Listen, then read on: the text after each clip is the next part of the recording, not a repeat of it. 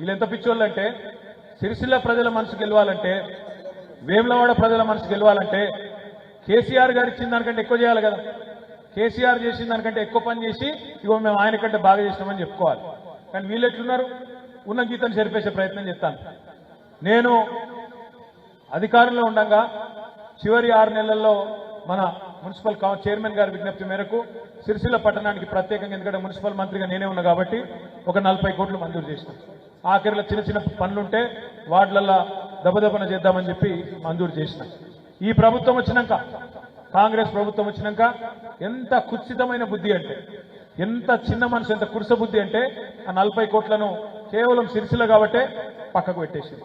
ఒక సిరిసిల్ల మీద పగబట్టినట్టు అట్లా కార్యక్రమాలు. పోనీ బయట అంతా ఏమైనా ఉద్ధరించినా అంటే కొత్తగా ఎక్కడ ఒక పైసా ఇచ్చింది లేదు. ఏమైందా మరి, ఏం చేసిండ్రు సంవత్సరంలో అంటే ఒకటి మాత్రం చేసింది. 1,40,000 కోట్ల అప్పు మాత్రం చేసింది రేవంత్ రెడ్డి ప్రభుత్వం. 1,40,000 కోట్ల అప్పు చేసిండు. పోనీ కొత్తగా ఒక ఇటుక పెట్టిండా, ఒక దగ్గర మోరి కట్టిండా, ఒక కొత్త నల్ల పెట్టిండా, ఒక కొత్త స్కీమ్ పెట్టిండా, ఒక ఆడబిడ్డకు తులం బంగారం ఇచ్చిండా, మన ఆడబిడ్డకు 2,500 రూపాయలు ఇచ్చిండా, ఒక్క రైతుకు 15,000 ఇచ్చిండా ఖాతాలంటే ఎవ్వలకు చేసిందేమి లేదు. బస్సు ఫ్రీ అన్నారు, తులం బంగారం అన్నారు, ఫ్రీ స్కూటీలు అన్నారు, మీకు సిలిండర్ 500కి అన్నారు, కరెంటు ఫ్రీ అన్నారు. మాటలు మాత్రం కోటలు దాటినాయి కానీ చేతలు మాత్రం కడప దాటలేవు. అందుకే ఇలా గ్రామ సభలు పెడితే అక్కడ ఏమి వినబడుతున్నది మ్యూజిక్. కాంగ్రెస్ వాళ్ళను ఎక్కడన్నా దొరికితే తనటట్టే ఉన్నారు. గసంటి పరిస్థితి తీయాలి. మీరు చూడండి, కాంగ్రెస్ వాళ్ళ మీద కోపం, ఎమ్మెల్యేల మీద కోపం, ప్రభుత్వం మీద కోపం. పాపం ఇలా అధికారులు బలైతా ఉన్నారు. రేవంత్ రెడ్డి గారి ప్రభుత్వం యొక్క అసమర్థ వైఖరి వల్ల, వీళ్ళ శాతగాంతనం వల్ల అధికారులు బలైతా ఉన్నారు. ఎక్కడికక్కడ అధికారులను నిలదీస్తా ఉన్నారు. నేను అడుగుతున్నా, ఒక్కసారి మీరు ఆలోచించమని కోరుతా ఉన్నా. ప్రభుత్వం వచ్చిన కొత్తలో డిసెంబర్ 2023లోనే ఆనాడు 1,06,00,000 అప్లికేషన్లు తీసుకున్నారు ప్రజాపాలన పేరు మీద. 1,06,00,000. అందులో ఏమేమి అడిగినారు? ఒకటే అప్లికేషన్లు అన్ని ఇండ్రి, ఎవరికి రేషన్ కార్డులు కావాలి, ఎవరికి పెన్షన్లు కావాలి, ఎవరికి రైతు భరోసా కావాలి, ఎవరికి నెలకు 2,500 కావాలి, ఎవరికి సిలిండర్ కావాలి, ఎవరికి కరెంటు ఫ్రీ కావాలి, అన్ని రాయిండ్రి మాకు ఇండ్రి అన్నారు. ఇది ఎప్పుడు? డిసెంబర్ 2023లో. ప్రజాపాలన అన్నారు, 1,06,00,000 దరఖాస్తులు తీసుకున్నారు. తీసుకొని మరి సంవత్సరం దాటిపోయింది. ఏమైందా మళ్ళా అంటే మళ్ళా దరఖాస్తు పెట్టురంటారు. దేనికి మళ్ళా దరఖాస్తు? ఇందిరా మిల్లుకు పెట్టు, కుల గణన అని చెప్పి మళ్ళా ఇంటికి సర్వే. ఇలా ఎవడన్నా బతుకుతున్నా ఈ ప్రభుత్వంలో అంటే ఒక జిరాక్స్ షాపులకు మాత్రం గిరాకీ బాగున్నది.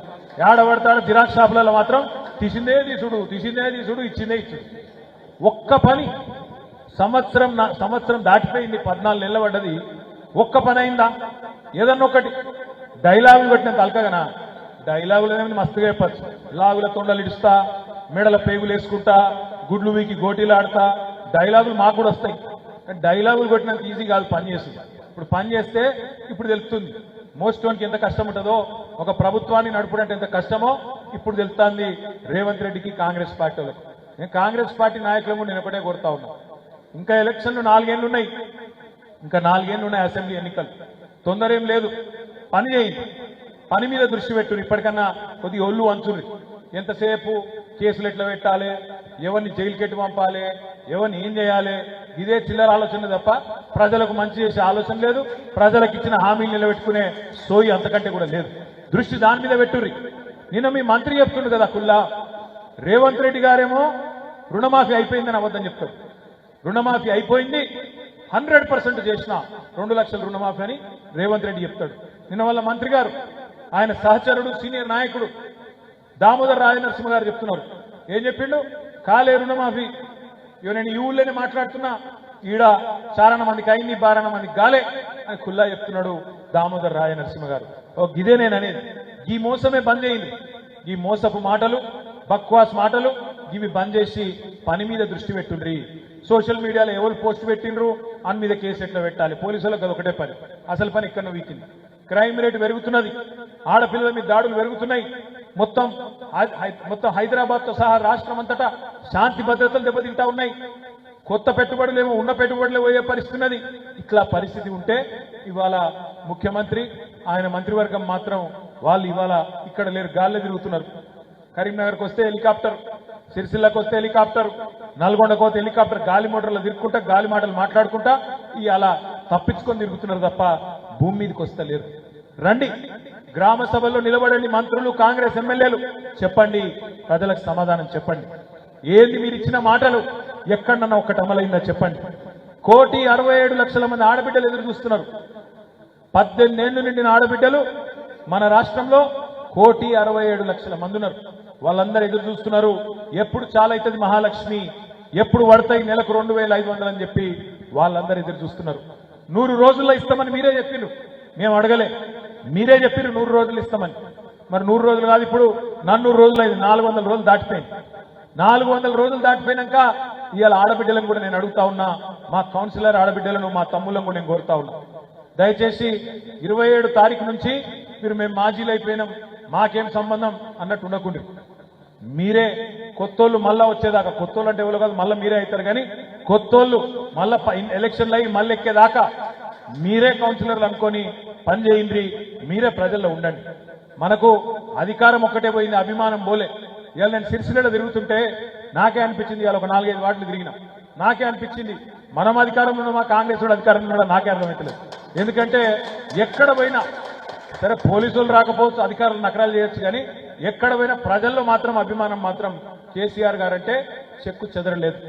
పోయింది అధికారం మాత్రమే, అభిమానం కాదు. పోయింది అధికారం మాత్రమే, పోరాట పటిమ కాదు. మనకు కూడా మంచి జరుగుతున్నది, ఇవాళ ప్రజలకు కూడా మంచి జరుగుతున్నది. ఎవరు ఏందో ప్రజలకు కూడా బేరీజు వేసుకునే అవకాశం, ఒకసారి పోల్చుకునే అవకాశం ప్రజలకు కూడా దొరికింది. ఎందుకంటే అప్పుడప్పుడు గాడిదలను చూస్తేనే గుర్రాల విలువ కూడా తెలుస్తుంది, చీకటిని చూస్తేనే వెలుగు విలువ కూడా అప్పుడప్పుడు తెలుస్తుంది. కాబట్టి మంచి జరుగుతున్నది, మనం బాధపడేది ఏం లేదు. అందరూ నేను ఇక్కడ ఇవాళ కలిసిన మన కల్లూరి మధు లతా వాళ్ళ వార్డులో కలిసిన, దారుల సందీప్ కీర్తన వార్డుకు పోయినా, అదేవిధంగా తమ్ముడు ఎల్లం వాళ్ళ వార్డుకు పోయినా, అక్కడ కూడా ఎక్కడ పోయినా, రగుడు పోయినా, ఇంకెక్కడ పోయినా, తారక రామనగర్ కూడా పోయినా, పెద్దూరు సత్యనారాయణ గారి వార్డు కూడా పోయినా, ఎక్కడ పోయినా ప్రజల మూడు మాత్రం చాలా స్పష్టంగా ఉంది. మళ్ళా ఎలక్షన్లు ఎప్పుడు వస్తాయా, ఎప్పుడు వీళ్ళ సంగతి చూద్దామా అన్నట్టు లోపల గట్టిగానే ఉన్నారు.